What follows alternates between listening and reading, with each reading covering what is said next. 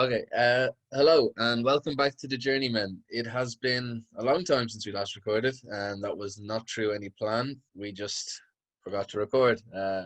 But hopefully we can get back onto a routine schedule now that football or club football has returned in earnest.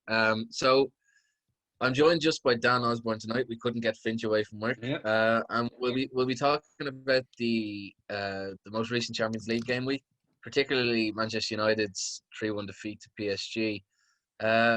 So I guess, Dan, there's nowhere else to start but with at Old Trafford. What did you make of last night's game?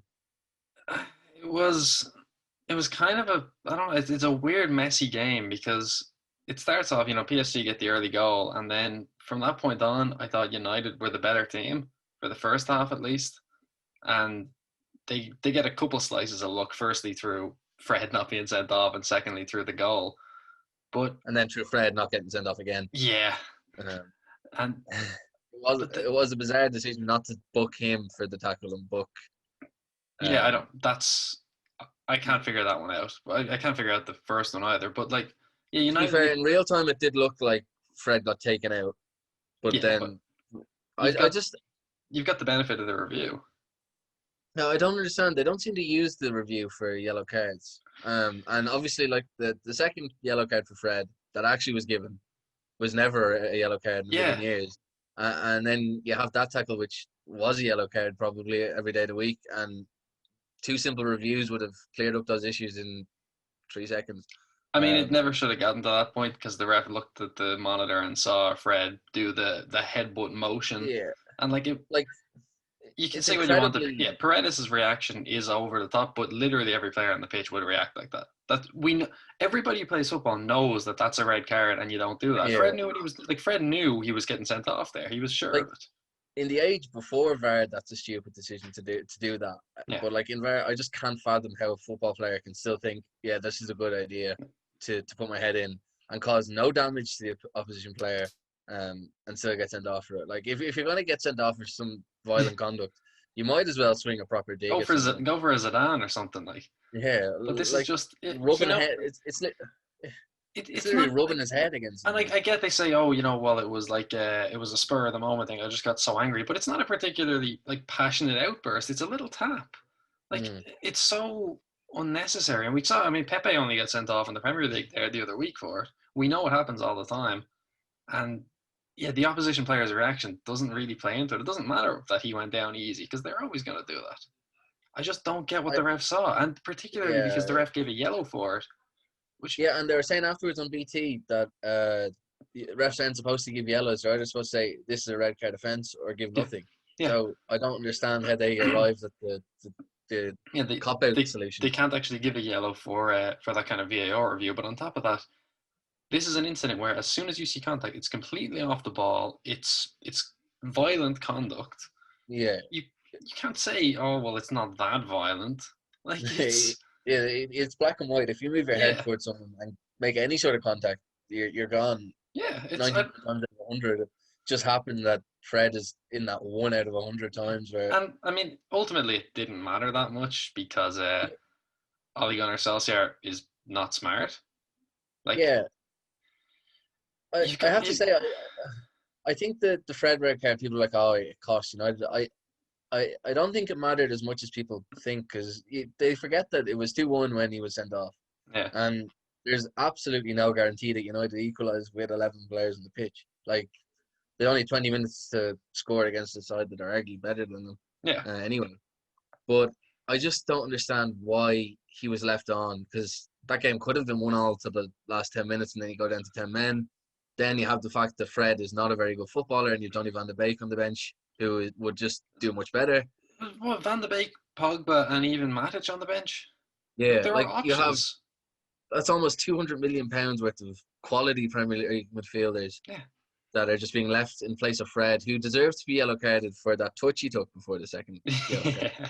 Like it was like the most Fred touch I've ever seen. Like As soon as I think I saw, as soon as he started to lunge in after that, you knew whether he was getting the ball or not. He was getting sent off there.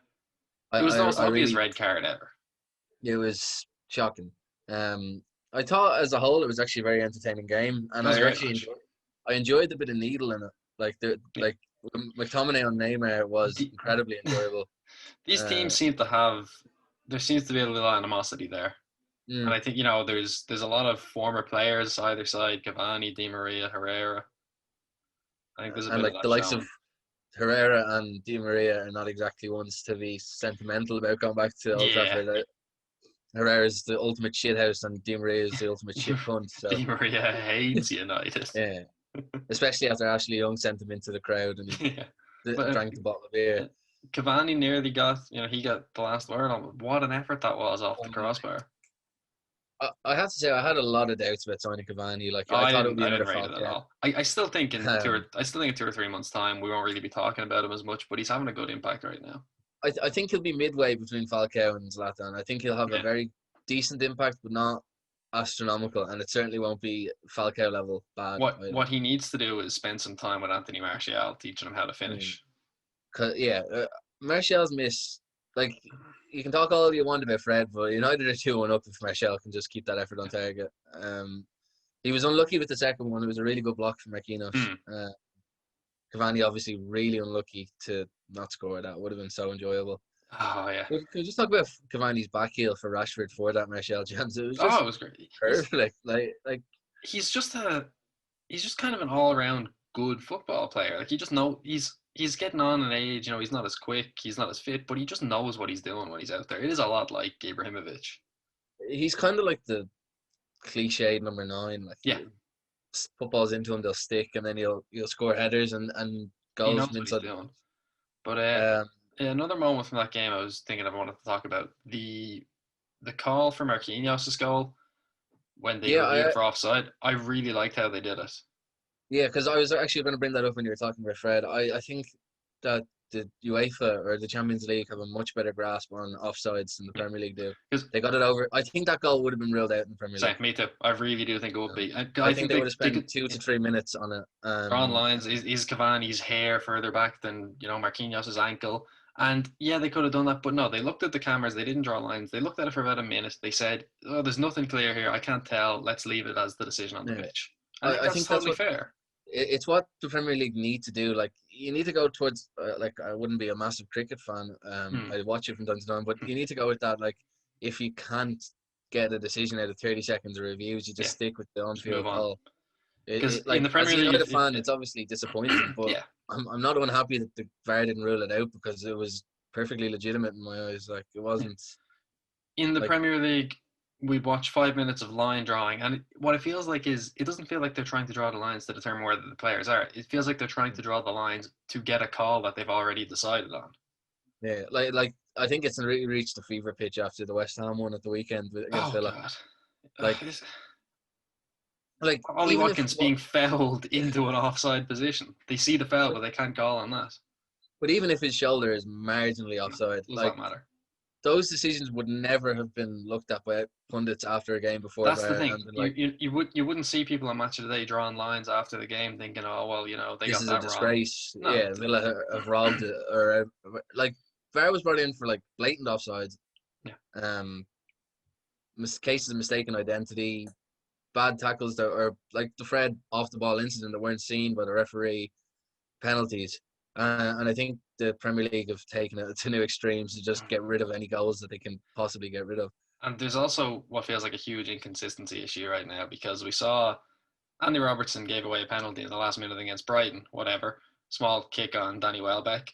But then we saw that same incident a couple more times. I think it happened to Rashford and nothing was given. Yeah, And I then was shocked that wasn't given, to be honest. But That then Rashford one. Adama Traore got his foot stood on. They reviewed it and they booked him for diving.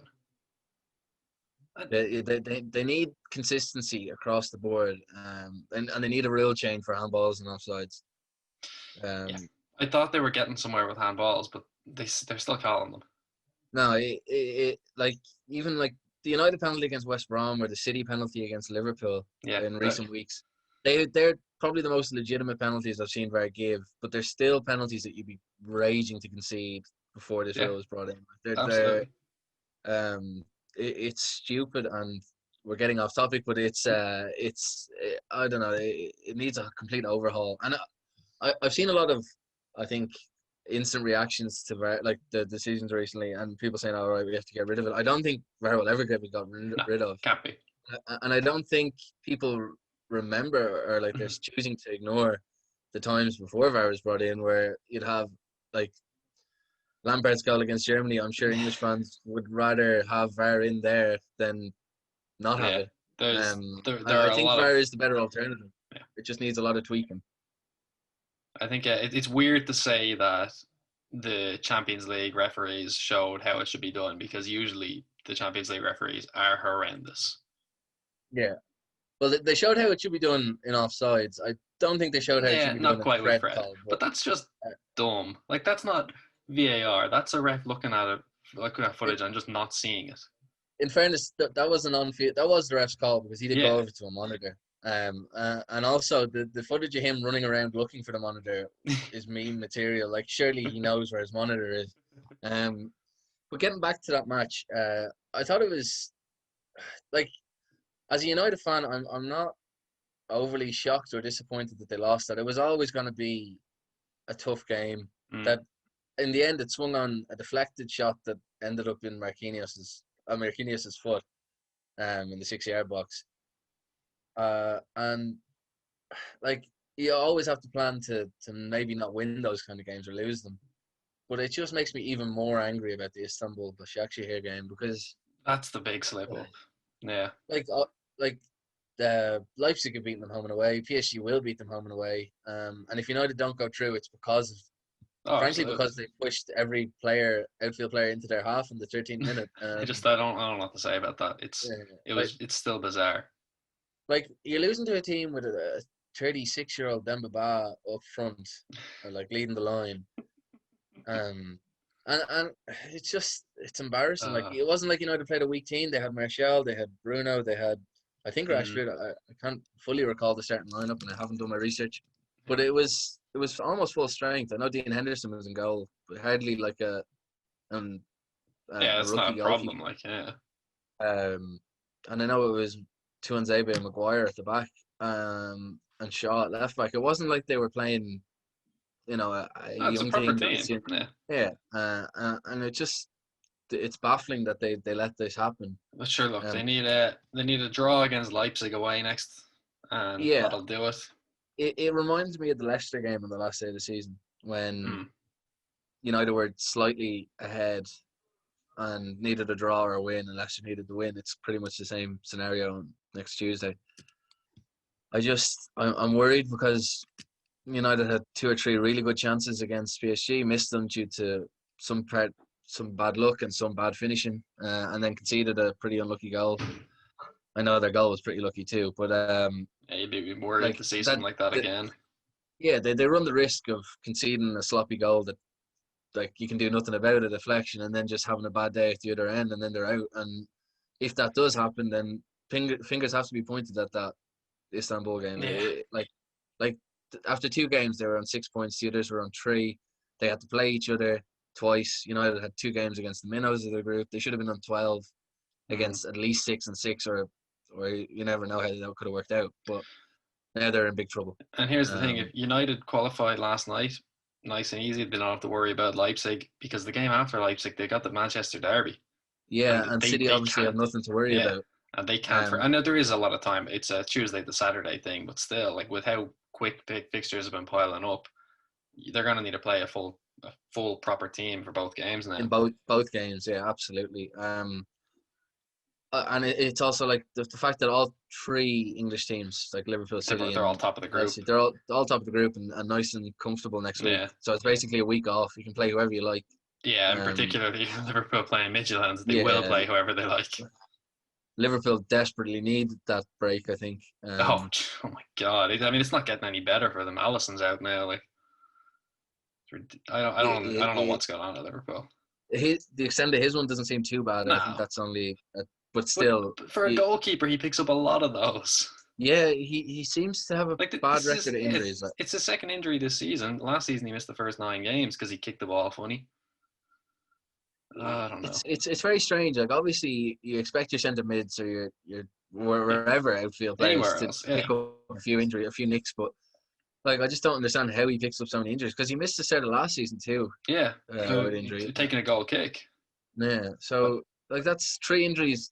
Well, okay, this one's not that serious, but 2 pretty serious injuries in the yeah, space of just over 12 months. and Yeah, on the injury front for Liverpool, still no word on when Thiago's coming back from that the Richarlison foul. yeah, it seems to be a few weeks every time it's Yeah, addressed, but like with no just definite keeps time getting frame. pushed back, Yeah, which is it is a worry. But again, Thiago came into the club and people said, oh, he does have a pretty bad injury history, but he has missed a lot of games for Liverpool. But it's not because he's picking up little twinges here. Firstly, he had COVID, and then secondly, Richarlison tried to break his yeah. leg. It's not a muscular injury that if he was No, to be brought back into the team could recur. Like he's not but gonna. it is disappointing to not see him though, because the few minutes he's Yeah, played, and obviously his career before that, he's a great player. He's unreal. yeah. I'm not gonna say I'm unhappy about it or I'm Yeah, happy. of Like course. it's good for the rest of the league that he's not playing. Yeah. And I know Henderson went off injured or took a knock, didn't he, on Tuesday? Jeez, I'm I sure he thought. did. Yeah, I think he went off. I can't even remember now. I'm sorry, I got so annoyed by the end of that game. But I think Henderson's okay as far as I know. He's Uh, one who always has a few little knocks, but he's alright playing through them, it seems. and I guess with Adrian or not Adrian, definitely not Adrian. With Allison out at the weekend, it leaves the choice of do you play Caoimhín Kelleher or Adrian, and I guess you're going to choose Caoimhín Kelleher. You can't drop a player who just had a man of the match performance in his Champions League debut. Like because he wasn't just he wasn't just like a stopgap thing where he had an okay game. He caught a ball here. He basically won them the game. Like he made some Yeah, he pretty made big stops. I was very surprised. Obviously, Finch, our other contributor, Hmm. is not as skeptical of his abilities, but I've said it even myself. he was. I had never seen him play well until last night, until that game. Like, No, his last save obviously was the one that got all the headlines, but the one hmm, from long range was particularly good too. yeah, Like it really, he's really top notch. were Liverpool lose that game 2 or 3-1 if Adrian is in goal. Alisson probably makes the saves, but Adrian doesn't. Yeah, And and like Adrian if you probably lose that passes it to 3-1, the then you're in a opposition bad striker. position. Yeah. If you're to like worse head to head than Ajax going into the last day, and you have to go for it in Denmark. So This is the first time under Klopp that Liverpool have qualified for the knockouts before the last day. yeah, they had to play Napoli They had both that, times, did they? yeah. Napoli, Or was it? the Oh, and the Napoli twice, Salzburg last and season. who was it in the first one where they lost to Madrid in the PSG. final? It was that was the PSG, same as wasn't it? the Napoli year. The first Oh, year was Sevilla. Spartak Moscow. Yeah, it was. Oh yeah, They yeah, beat Sevilla, Spartak wasn't Moscow it? 7-0 in the last day. Sevilla was in that group though. Yeah. Um, it's but it must be nice now, like having a little bit of a reprieve Just after. just a little bit, yeah. But I mean, again, like we're going through the worst injury crisis I've seen in years for us. Top of the league, through in the Champions League, it's not that bad. If that's No, it's if this is us flailing, then I'm not too upset with it. But it's not like we're getting these players back soon. Van Dijk and Gomez are for the year. yeah. I guess the one good thing about your injury crisis is that the likes of Salah, Mane, Yeah, and Jota have kind of stayed free of injury. yeah, they've all done Like, okay. yeah, if you're to lose Salah or Mane, it would be a huge. It'd be a That'd worry. be Yeah, yeah. But at least like you'll continue to have an attacking threat no matter what happens at the other end. At least it yeah, it is. and that It's will one of make teams those. think about. Mm, if it comes down to, well, we'll just have to outscore the opposition. I don't think many teams would like to take that challenge against Liverpool's front three. No, no. Like it's not like teams are going to go gung ho against Liverpool just because they've got a bad defense Yeah, or not like a a chance. weakened defense. I mean, You're not going we to leave saw that yourself happen with, yeah, exposed to we saw Mane. Atalanta try that. They lost 5-0. Obviously, they won Mm. 2-0 the next time, but even same with Leicester, like Oh Liverpool beat yeah, them 3-0. yeah. That was an extremely impressive performance. God, a Yeah, lot has actually happened since we last yeah, spoke. Yeah, it is frustrating though to see all three other clubs nice and cozy next week and United mm. in this big worrying. Just not ready for that kind of game, but. Um, are you confident of beating Wolves at the weekend? That they've proved yet again that they're just really, really awkward to play against, and Uh, Wolves have some really bad performances in them too. Like they're just one of those teams. mm, I think they also seem to really struggle against Liverpool. Yeah, they often put in good performances, but they tend to not get the points. I think. Hmm. I mean, I'm always confident in a Liverpool win. I'm excited to see Jota return, like play against his old team. I can't see how he doesn't score because he only ever scores now. So It's incredible how lethal he's been. I really am shocked at how good he's been. Like, so am I. I've kind of gotten over ever questioning Liverpool big signings now because I said the same with Salah. I said the same with Mane. When we signed Mane, I said, "Oh, I wanted Mario Götze." Like it. Klopp obviously it's not him. It's Michael Edwards making the signings, but every big forward signing just works. every signing really. I haven't really like since Klopp's Yeah. come in. There hasn't been many failures. The only big name signing that hasn't really worked out, and it's mostly because of injuries, is Naby Keita. Yeah, yeah. He hasn't really Yeah, done what the price tag he would hasn't have done anything. suggested. Yeah, And it is surprising. Obviously, it's through no fault of Thiago's, but that Jota has been the one. yeah, It's well, sorry, one sec. It's not here. Yeah, it's in my bed. Sorry, that'll have to be edited out. yeah. No, What time is that at? Just so I can tell Finch. well, I don't know. There's no timer on the screen. I guess it's around 25 minutes. Yeah, Um, okay, back to yeah. It's I just can't believe that Jota has a better, like obviously has been a much better signing than Thiago so far. yeah. It's not Thiago's fault, but And it's weird to say that considering Jota did cost nearly twice as much, but I mean, it felt like a big overpay. It was, we said, oh well, he'll be good backup at least, but no, he's been the best player on the team. yeah, like you can't really leave him out at the moment. No, and like that's one thing I've really liked seeing is Liverpool trying like a front four now with Firmino playing at 10 and all with him, and it seems to work out. Firmino's kind of finally getting back to his feet. Like he's still not scoring very often, but he looks like he knows how to play. The scoring was never really the issue with him, but in the past few months he hasn't even been doing what he's supposed to do. But Yeah, past few he seemed to be games, lost a bit, yeah, especially post lockdown. He just seemed to be a bit. yeah. But past few I don't games he know. seems to have gotten back into it. But I'm Uh, just looking at other outside of England Champions League stuff. Real Madrid might not make it. that group is genuinely mental. Like when you look at the table and you look at Shakhtar Donetsk in second place with a -7 goal difference, it is baffling. But Shakhtar Real played a Madrid game with 10 missing players. and beat Real Madrid. Like It, Real Madrid are like when those groups were made, you would have looked at that and said, right, Real Madrid will. they'll top it easy. Probably Inter second. That'll sign into a different login. Yeah, just okay. Well, but sorry, my dad just signed into Zoom and it's just gave me this note saying, "So you can." I was like, "Oh, for fuck's sake," because I just got a new laptop and he's using my old one. Great. All right, yeah. But when you saw that, sorry, Finch, when you're looking at this, by the way, when you saw that group and you saw Real Madrid, Shakhtar, Borussia Mönchengladbach, and Inter Milan, you would have said Real Madrid easily top the group, and then Inter Milan will probably come second, but they might be given a run by one of the others. They're definitely not We would never coming have thought. last. Yeah. Now, obviously, they can both still get through if they both Mm. win on the last day, and I hope that doesn't happen because it would just be so boring.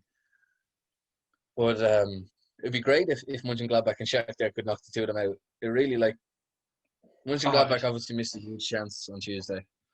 Seeing Real Madrid play some shitty away game in Azerbaijan in January would be the best thing ever.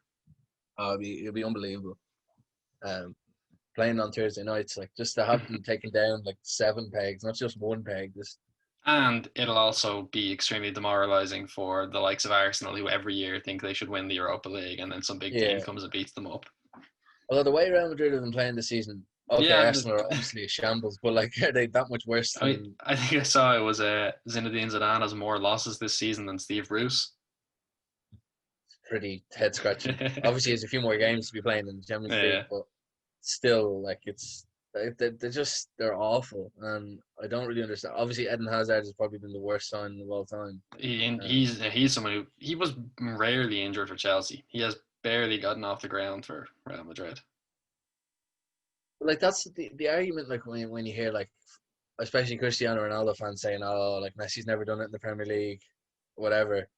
But then like you look at it the other way, and the Spanish league isn't exactly miles behind it. When you look at these huge stars going over there and struggling, like Yeah, it's such a like it's elite it's an football. argument. Yeah, it just shows how stupid that argument is that the Spanish league is some farmers league, Yeah. because it's clearly difficult for a lot of Premier League stars to adapt. Um, but I do hope that Real Madrid and Inter are beaten next Yeah. week. But I just feel like it'll be one of those weeks where they both win and everyone just It'll be boring, but I mean, for me, boring for that week is also United getting through, which will also probably happen. You want to see at least Well, I one hope big you're right. upset, though. Yeah, Yeah. I wouldn't bet on us. You wouldn't bet on United getting through now, definitely wouldn't. No, I wouldn't bet on anything bad, any upset. To be honest, Right, yeah. They seem to pull through. I thought Robbie Savage. I don't know if you're watching on BT or I Virgin wasn't. Media, but Robbie Savage is an absolute idiot. He's going. They're probably going to Leipzig. They're probably third favourites to get out of the group, and it's just like he completely looked past the argument that United don't need to win the game. Like I would always say that like United have 2 out of 3 outcomes favour United, and only one favours Leipzig, which automatically I think they puts have them to be on favourites. But yeah, speaking of the broadcasters, though, I will say I've never been more thankful to be watching a game with an Irish broadcaster than when the star of the show was a man named Caoimhín. Because I don't can even only want imagine the butchering that would happen. I mean, to be fair to Sky, they've run a few articles on him, and they seem to start every article. This is how you say his name, spelled phonetically. And football clubs need to do a thing where their websites need to show players saying how to say all their names, because it's I'm so sick of so many little ones. I'm still hearing Diego Jota every day. It's clearly an O. Yeah, it's not hard. I'm sure we do butcher some ourselves. Oh, absolutely. I mean, like Santi Cazorla was probably getting ticket everyone. Yeah, fair. And I don't know, have you lost patience with Derek Ray and Lee Dixon on FIFA and turned them off? Oh, I turned them off immediately. Yeah, but I can't do it. He has a series explaining why different players are pronounced different ways, and I'm sure they are, but it just makes you sound like some obnoxious arsehole when you try and add like Bruno Fernandes. Yeah. Oh. I mean, like no one's gone around saying that, but I'm sure it's probably right. Yeah, I mean, we also, like during the World Cup in 2014, we also all felt like dickheads saying James Rodriguez, but we got used to that. Yeah. I guess it just takes someone like just doing it over and over again before getting used to it. But I just couldn't go around saying Bruno Fernandes. No, it's odd. But I guess one final little note here before we get off. Maradona. Yeah, it's very weird that the whole like manslaughter thing that they're doing now. Obviously, I think he's second best ever to play the game after Messi. Yeah, and I wouldn't even begrudge anyone saying he's the best. Like it's one of those where there are a few players I think you're allowed to say I think he's the best, and I'll say no bother. Pele is not one of them. No, I hate that lad. But I am obviously like having not lived through the 80s or 90s. Yeah. I'm basing this all on archival footage. Yeah, and how much he pisses off England, which is a huge part. And I think that that's actually something. The English press, the red top reaction to this. It's disgusting. Where was I think was it the Express? Where was VAR when we needed it most, or something? Who thought that was a good? Or was it the Telegraph? The worst one I saw was Peter Shilton himself writing an article about how Maradona's a cheat. That man, like ghosts might not be real, but Maradona is going to haunt him for the rest of his life. And it's beautiful. Paul Gascoigne really put him down. What did he say? Saying that his goals. They're just on a podcast together, and he's like, "Oh, that goal made you famous," or something. That's the only reason you're famous. Look, pal, you got out jumped by a man who's 5'5". Just catch the ball. Yeah, like I know he's not the biggest goalkeeper in the world, but it's like Maradona's look at the size of Maradona. Yeah. But in terms of the manslaughter stuff, I can't buy into that. I think that, that's something that happens whenever a celebrity kind of dies unexpectedly like this. But we all knew it's hard to say. We all knew his lifestyle. We knew he was going down a path like this. Yeah, I mean he ran the risk himself of a death like that. Like, and it's not the alcohol. It's not to blame him, but it's not the biggest shock. No, like Yeah. I don't It was think only anyone 2 weeks expected ago he him came to out of live to brain the. surgery. Yeah, yeah. I don't think like, and he's had a lot of problems. I remember when he was Argentina manager. He was in hospital for a long Oh time, and yeah, he was rarely with the team. it's entirely unsurprising, but still obviously desperately sad. Oh, I mean, it has been great watching his watching his highlights, watching what he meant to these people. Like he's Yeah, obviously he wins the World Cup. He brings Napoli from kind of nothing to this like star. uh, He's Napoli. I think they're renaming their stadium after him. yeah. I think that they wanted to do it for a long time, but there's a Mm. law in Italy that you can't name it after living people for Oh, some reason. okay. But yeah, It's a he strange, was it's just a a star, strange and law. even off the pitch, he did so much. Like He's just such a character. I think. I yeah, think he's just kind of endearing how much of it, like how human he is. Like he makes so many mistakes, and yeah. He um, he knew how to he knew how to kind of stir the crowd. Like them these headlines complaining about the hand of God and all after he dies. That's exactly what he would have wanted. Like yeah, he lived for that shit. like yeah, he just. But what annoys me about those headlines is that it just completely diminishes the second goal. Like they're trying to diminish the probably the Greatest goal of greatest all goal of time. all time, Yeah, like and they just. but also It's if you are someone who complains about like the hand of God, watch the footage from that game. The England players are trying to kill him. Like, it's like the borderline assault yeah, even for like most of that now this game. happened to him every game, but they are like you can't Yeah, say, oh, he's a cheat for doing this when he spent the whole game trying to break his legs. it's mad, and they're like one is like a foul, and the other is like blatant cheating. Yeah, Like, like it's not subtle. They were just trying to put him out of the game. I can't. Jeez, I'm completely losing my like track of it here. But didn't it happen to Eusebio one time? I think he got like injured in a semi final and couldn't win the final. Then like a lot I of this think happened all I the think time. as much as I dislike Pele, I think one of his World Cups, I think the 1962 one Mm. was cut short because of like a leg breaking tackle in the first game. Because Like I think this happened a lot more, and people don't really realize that how much good players were literally assaulted on the yeah, pitch with it's not impunity almost. and it's not like oh leaving a high foot. It's literally okay. I missed the ball. I'm gonna take a second kick, and the ref says okay, free kick, I guess. And Maybe a like yellow card if you're and yet unlucky. you've got people saying like oh the good times. No, No, it's not players are getting their good. legs broken because they're good. Like And I also like going back to the cheating thing, like always a cheat. Like I don't think anyone would care if he was an English player and he did that. Like obviously I hate the moment with Thierry Henry, yeah, I um, handball in the this. Irish Times But are not if that putting had him on sent the front Ireland to the page handball and if he died tomorrow. no, and if it was an Irish player at the other end doing that instead and sending us to World Cup, I don't think a lot of people would be too like maybe a little bit ashamed, but I don't think they'd be Yeah. too upset that it sent them to a World Cup. No, Um, And then, like, you think, okay, Luis Suarez was punished for the handball against Ghana, but would anyone do any differently in that no. situation? Honestly, And I people think call him a cheat. I Like, actually think a lot of people look fondly on that Suarez handball too because they don't give a shit about Ghana, which is just out. It's yeah, just because England they control a large portion of the press, they can kind of dictate it. It is a but like, and then no, England's World Cup win came courtesy of a ball that didn't cross the line.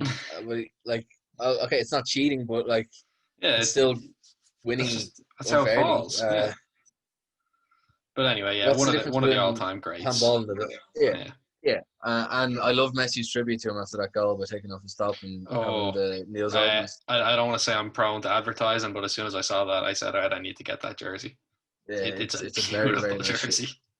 and it was a really nice tribute, like Yeah. especially like after such a banger of a goal, like right into the top Mm. corner from the edge of the Actually, I box. guess before we go, another player died recently, Papa Diouf, Yeah, like, out of nowhere.